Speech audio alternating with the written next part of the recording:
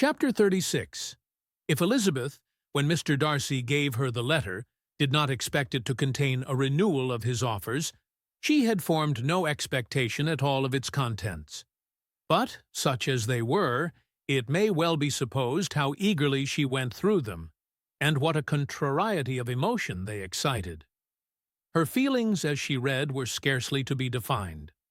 With amazement did she first understand that he believed any apology to be in his power, and steadfastly was she persuaded that he could have no explanation to give, which a just sense of shame would not conceal. With a strong prejudice against everything he might say, she began his account of what had happened at Netherfield.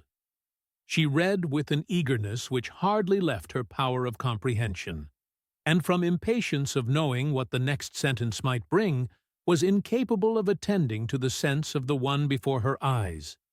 His belief of her sister's insensibility she instantly resolved to be false, and his account of the real, the worst objections to the match, made her too angry to have any wish of doing him justice. He expressed no regret for what he had done, which satisfied her. His style was not penny, tent, but haughty.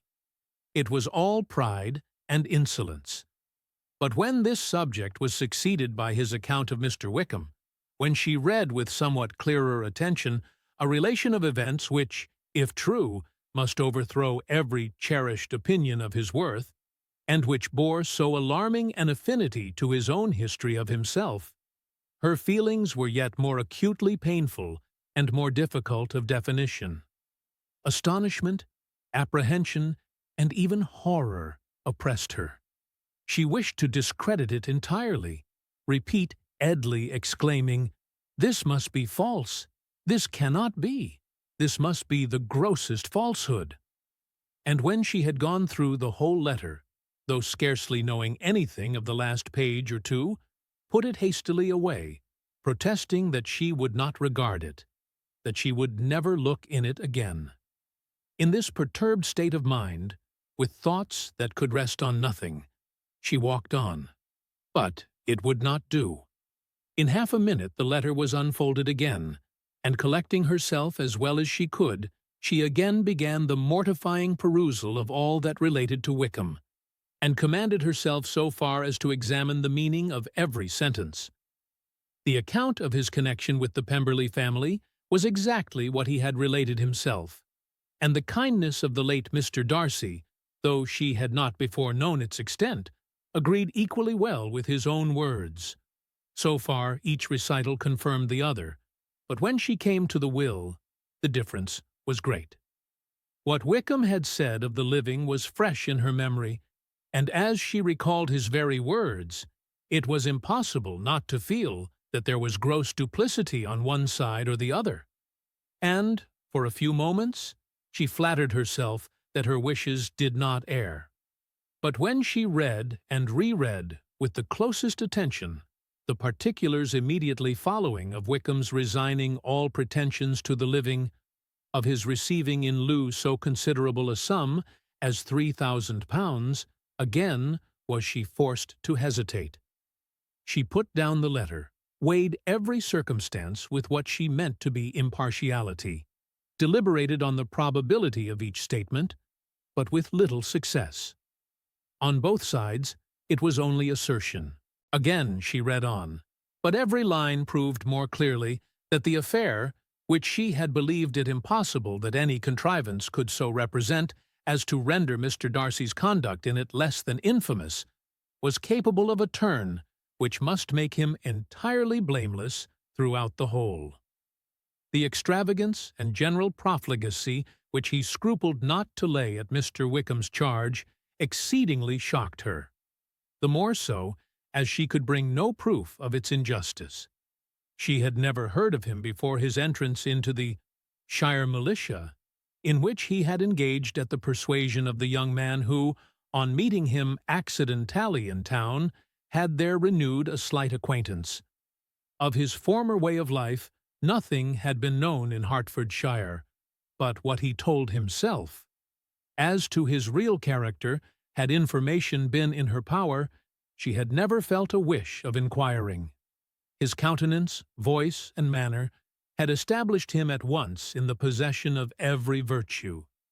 She tried to recollect some instance of goodness, some distinguished trait of integrity or benevolence that might rescue him from the attacks of Mr. Darcy, or at least, by the predominance of virtue, atone for those casual errors under which she would endeavor to class what Mr. Darcy had described as the idleness and vice of many years' continuance. But no such recollection befriended her.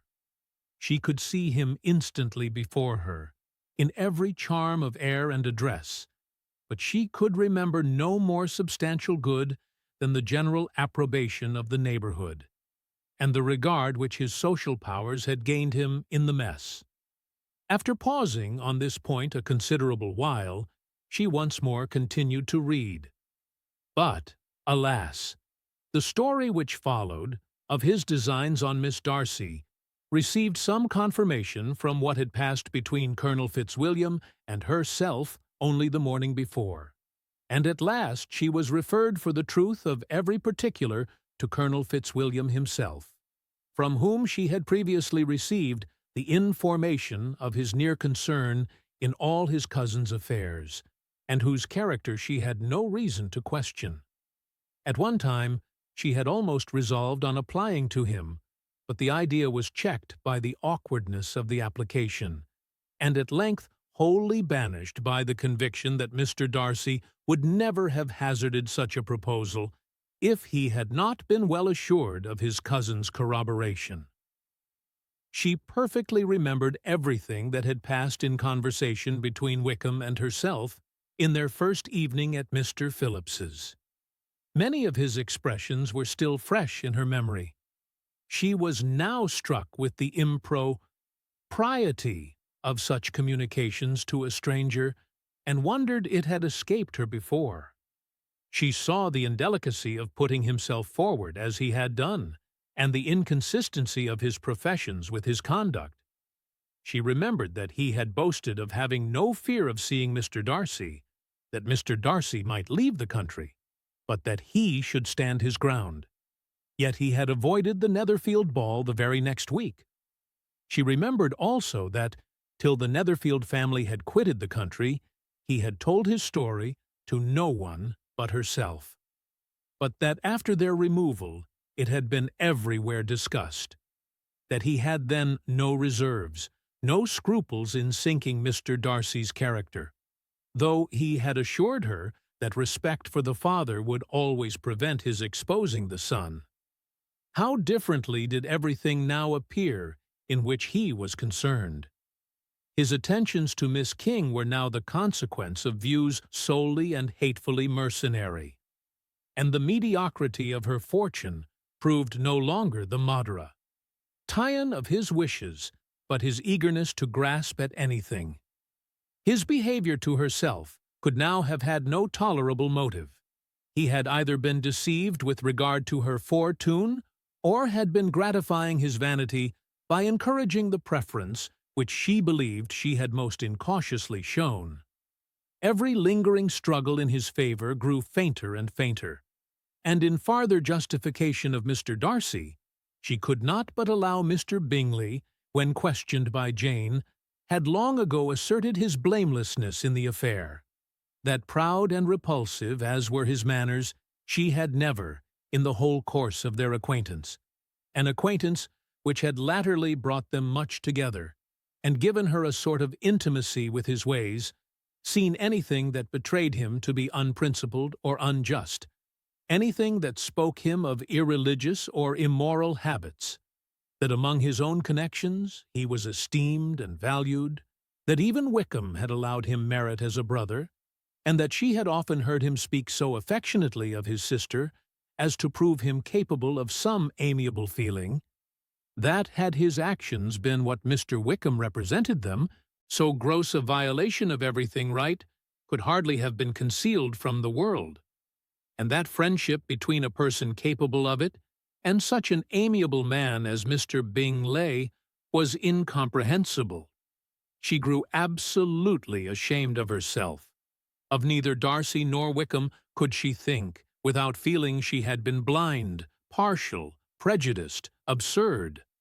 "How despicably I have acted," she cried. "I, who have prided myself on my discernment, I, who have valued myself on my abilities, who have often disdained the generous candor of my sister, and gratified my vanity in useless or blamable mistrust. How humiliating is this discovery! Yet how just a humiliation! Had I been in love, I could not have been more wretchedly blind. But vanity, not love, has been my folly.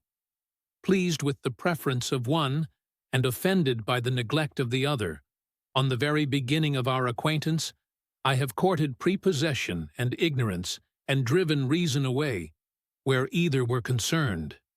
Till this moment, I never knew myself."